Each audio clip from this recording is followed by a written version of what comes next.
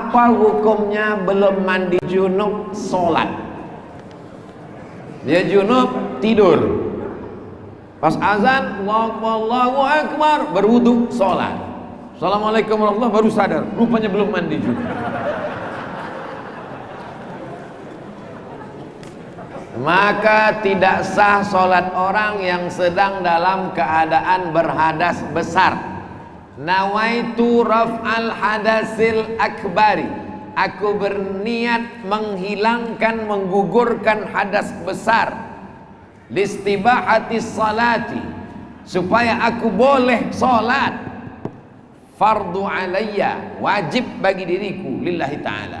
Hadas kecil belum gugur sholat tak sah, hadas besar belum gugur tidak sah. Bagaimana kalau sudah sholat? Maka sholat yang dilaksanakannya tadi diulang. Nama sholatnya i'adah. Sholat itu ada 3. Pertama, sholat adaan. Usalli fardal isya'i 4 raka'atin adaan, tunai. Yang kedua, qadhaan, mengganti sholat yang tinggal, namanya qadha. Yang tadi dia tidak tinggal karena dia sudah sholat, tapi sholatnya tidak sah, maka sholatnya diulang. Maka sholat yang diulang itu namanya i'adah. Yang jadi masalah kalau dia jadi imam, macam mana dia memberitahu makmumnya? Maka daripada minta maaf di akhirat, lebih baiklah di-share di grup WhatsApp hari ini kepada seluruh anggota grup. Ternyata tadi aku lupa mandi junub, jadi kalian ulanglah sholat itu lagi. Apakah berinvestasi saham di aplikasi itu halal atau haram?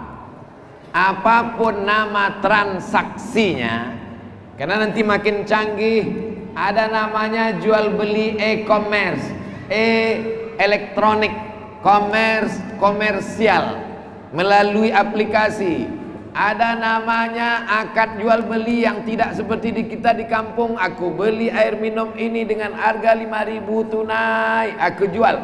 Sekarang sudah pakai aplikasi, macam-macam. Maka ulama fikih menetapkan 3 syarat. Kalau 3 syarat itu tidak ada satu dari 3, maka jual belinya sah, makbul, diterima. Pertama, tidak ada gharar, gambling, ketidakpastian, judi. Yang kedua, tidak ada zulm, aniaya, zalim. Yang ketiga, tidak ada ghish, tipu. Kalau tidak ada unsur tipu, tidak ada unsur gharar, gambling, tidak ada unsur zulm, aniaya, maka transaksi jual beli itu sah. Untuk lengkapnya tulis di Google fatwa DSN. Kalau minuman mesti ada fatwa Majelis Ulama Indonesia, label halal MUI. Tapi kalau masalah ekonomi, nama yang memberikan fatwa DSN, Dewan Syariah Nasional, dalam bentuk PDF, bisa di-download untuk detailnya. Bagaimana membuat istri senang? Saat pulang kerja, istri saya sering menyambut dengan mukanya marah. Kalau bapak pulang, maka ibu mandi, pakai bedak, pakai minyak wangi untuk suami, bukan untuk orang lain. Bersoleklah untuk suami di rumah, bukan untuk tukang ikan di pasar. Karena kalau ibu bersolek untuk tukang ayam, nanti tukang ayam salah potong, maka ibu sambutlah dia dengan baik. Innama huwa jannatuki wa naruki. Suamimu bisa jadi surgamu, suamimu bisa jadi nerakamu. Dan suami juga mesti menjadi suami yang baik, mengikuti aturan syariat Islam, lemah lembut tutur kata dan bahasa. Sudahlah ngasih 500.000, permintaannya 5 juta. Ini tak betul, saling menjaga. Maka insya Allah Allah turunkan rahmat dalam keluarga Bapak. Amin. Orang yang mabuk karena khamar tidak wajib sholat. Ini perlu diluruskan. Nanti orang yang malas sholat dia mabuk terus. Orang yang mabuk, maka sebelum dia sadar sholatnya tidak sah. Karena syarat sholat baligh dan berakal. Sedang dia akalnya tak ada, akalnya sedang terbang. Setelah dia sadar baru datang lagi. Sholat itu sah bagi orang yang sadar. Maka setelah dia sadar baru dia sholat. Bagaimana dengan orang yang mabuk dalam perjalanan? Mabuk naik pesawat muntah-muntah, mabuk naik bis, mabuk naik helikopter, mabuk naik kapal laut. Lain mabuk itu dengan mabuk yang ini. Ini nampaknya yang nanya ini belum pernah mabuk. Jadi Ustadz pernah? Belum juga. Jadi kalau saya kalau jalannya belok-belok, memang saya mesti minum antimu, tak kuat saya. Tapi kalau sedang mual, sholat tidak gugur, kita tetap sholat. Tidak bisa sholat berdiri, duduk. Tidak bisa sholat duduk, berbaring, miring ke kanan, ke arah kiblat. Kepalanya di sini, kakinya di sini, ke kiblat. Tidak bisa sholat berbaring, miring, sholat telentang, pakai isyarat mata. Tak juga sholat, baru kita sholatkan rame-rame. Jadi yang mabuk karena kendaraan tadi tak sama dengan orang mabuk ini, mabuk karena khamar. Kedua, banyak orang ragu melaksanakan sholat saat dalam perjalanan karena merasa tak bersih, kotor. Bagaimana Pak Ustadz agar kita tetap sholat meski dalam perjalanan? Keringat tidak najis. Ini baju berkeringat tak najis. Ketiak busuk tak najis. Daki tak najis. Maka belajar toharah. Mau sholat baju, maka yang paling bagus, berhenti saya di masjid pinggir jalan, saya tengok supir kol diesel membuka tempat duduk mobilnya, diambilnya kresek. Saya sempat suuzon, saya sangka dia mau numpang di kamar mandi masjid. Keluar dari toilet saya tengok dia pakai sarung. Supir kol diesel punya sarung untuk sholat karena dia takut terpercik. Jadi bapak-bapak yang musafir bawa kain sarung, nanti buka pakaian celana pakai kain sarung sholat, baju bersih. Kan tak ada orang kencing, air kencingnya sampai ke atas kan tak ada. Yang dikhawatirkan itu kan tuh, maaf, cuman celana dalam sama celana tuh. Celana tuh khawatir terpercik waktu air kencing ke kaki. Yang pakaian itu saja. Kalau baju pakai baju kaos, pakai sah. Tapi kalau bagus dia bawa baju koko, afdol. Bedakan antara sah tak sah dengan afdol tak afdol. Sholat pakai baju kaos, pakai kain sarung, sah.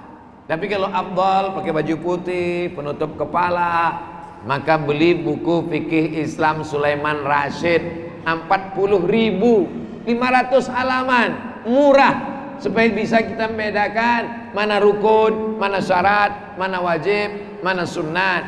Supaya bisa kita tahu, jangan sampai tak bisa membedakan apakah sah tak sah atau afdol tak afdol. Bagaimana membayar utang puasa? Sudah lewat bertahun-tahun dan belum dibayar utang puasa. Ini Ramadan 1442.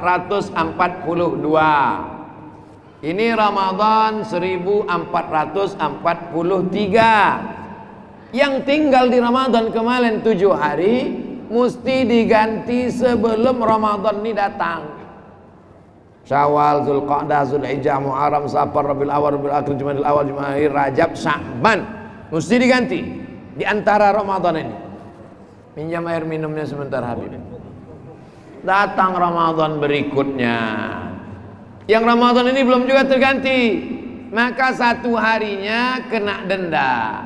Bayar 1 hari dengan fidyah, membayar fidyah satu mud.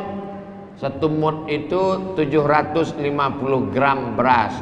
Jadi kalau tadi sebelum Ramadan ditinggal, sebelum Ramadan ini datang, dia hanya wajib bayar 1 hari. 1 hari, 1 hari, 1 hari. Kalau 7 hari, bayar 7 hari. Tapi kalau sudah lewat Ramadan ini, 7 hari plus kena denda karena lalai. 1 hari plus 1 mud, 7,5 on. 10 hari plus 7,5 kilo. Datang Ramadan berikutnya. Apakah dengan bertambahnya Ramadan lalu dendanya bertambah? Tidak. Ramadan tak bertambah. Tapi jangan gara-gara ini lalu tidak mengganti puasa. Segeralah ganti puasa dengan laksanakan Senin Kamis. Niatnya qadha. Ibu, bapak puasa Senin, niatnya qadha, maka dapat pahala puasa sunat. Jangan niat puasa sunat, qadhanya tak lunas. Puasa hari Senin, puasa hari Kamis, niatnya qadha, insyaallah qadhanya lunas dan pahala puasa sunatnya dapat. Bagaimana kalau meninggal sebelum diqadha puasanya? Man mata, siapa yang mati, wa alaihi siyamun, punya utang puasa, shoma anhu waliyuhu, dengan mati utang puasa tidak lunas. Kalau lunaslah utang puasa dengan mati, bagus kita mati. Mati utang puasanya wajib dibayarkan oleh ahli warisnya. Maka ahli waris jangan cuman tengok surat tanah, tengok juga surat utang puasa. Assalamualaikum bang. Waalaikumsalam. Besok abang datang ke rumah ya. Ini aku dapat catatan almarhumah emak nih di laci, mau kita bagi-bagi. Mantap kata dia. Rupanya catatan utang puasa, mau dibagi-bagi.